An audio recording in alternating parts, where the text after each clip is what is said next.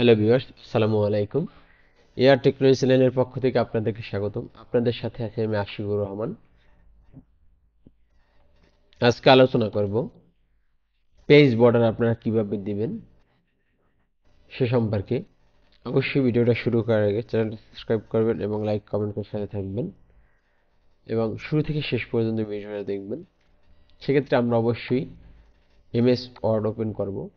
MS word open করার পর blank ডকুমেন্টে ক্লিক করব। তারপর একটা পেজ আসবে। এই পেজটার আমি বর্ডার্স করব। সেক্ষেত্রে আমার ডিজাইনে ক্লিক করতে হবে। ডিজাইনে ক্লিক করার পর দেখেন পেজ বর্ডার নামে অপশন আছে। এই পেজ বর্ডারে ক্লিক করব।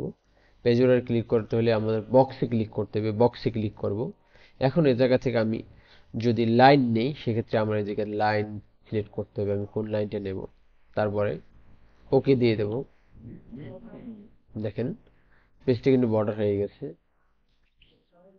এখন এই পেজটা যদি আমি অন্য রকমের বর্ডার করতে চাই বা অন্য কোনো ফ্রেম আকার দিতে চাই সেক্ষেত্রে আমরা এই জায়গাতে সিলেক্ট করে দেব,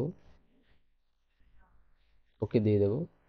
এখন এইটার লাইনটা যদি আমরা বড় করতে চাই, মোটা করতে চাই, সেক্ষেত্রে আমরা কি করব, এই জায়গা থেকে সাইজটা বাড়িয়ে দেব।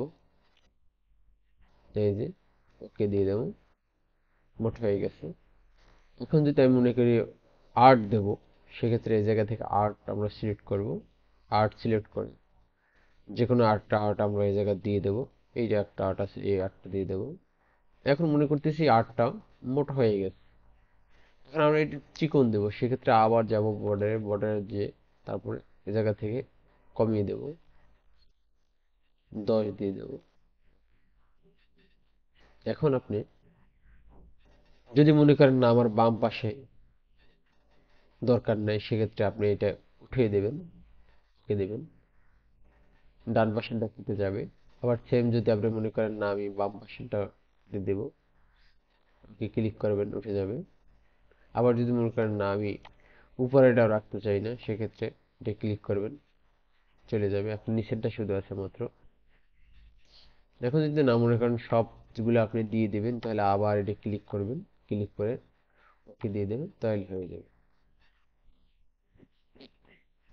এখন মনে করতেছে যে আমার বর্ডার হয়ে গেছে, পেজ বর্ডারটা আমি দিয়ে দিয়ে ফেলছি। এখন আমি এটা আনবর্ডার করব। সেক্ষেত্রে কি করব, আবার বর্ডারসে ক্লিক করব,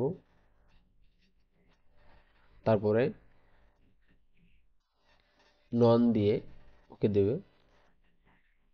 দেখেন এখন যদি আপনি মনে করেন পেজটা কালার করবেন, সেক্ষেত্রে আপনি পেজ কালারে ক্লিক করবেন, পেজটা কালার করতে পারবেন এই জায়গায়। এবং ওয়াটারমার্ক যদি আপনি দিতে চান, সেক্ষেত্রে ওয়াটারমার্কে ক্লিক করবেন। এই জায়গা থেকে ওয়াটারমার্ক আপনি কোনটা সিলেক্ট করবেন, আপনি যে কোনো ডিজাইনটা নিতে চান ওই ডিজাইনটা সিলেক্ট করেন আপনি।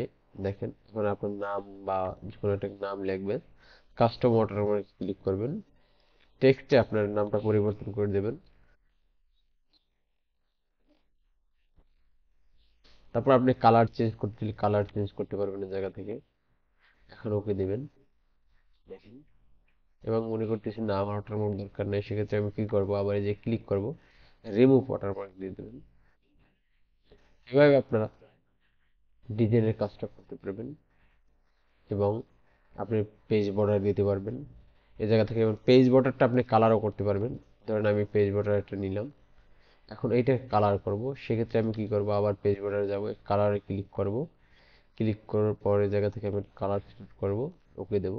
দেখেন পেজ বর্ডারটা কালার হয়ে গেছে। এবং যদি আর্টটা আমি নিই, আর্ট নেই, ওকে দিলাম। এটা যদি কালার করতে হয় তাহলে কি করার, আবার এটা কালার নেই, আবার আমি অন্যটা দিলাম আর্ট। এটাই কালার হওয়া থাকবে। আর্টটা কালার হয়েই আসলে কালারটা হয়। এবং লাইনটা শুধু আপনি কালার করতে পারেন। ধরেন আমি এই জায়গাতে লাইন নিলাম, লাইন নেওয়ার পরে আমি লাইনটা কালার করব। সেক্ষেত্রে আমি কি করব, এই লাইনটা কালার করি, লাইন কালার। হ্যালো ভিউয়ার্স, আজকে পর্যন্তই। দেখা হবে অন্য কোনো ভিডিওতে। আল্লাহ হাফেজ।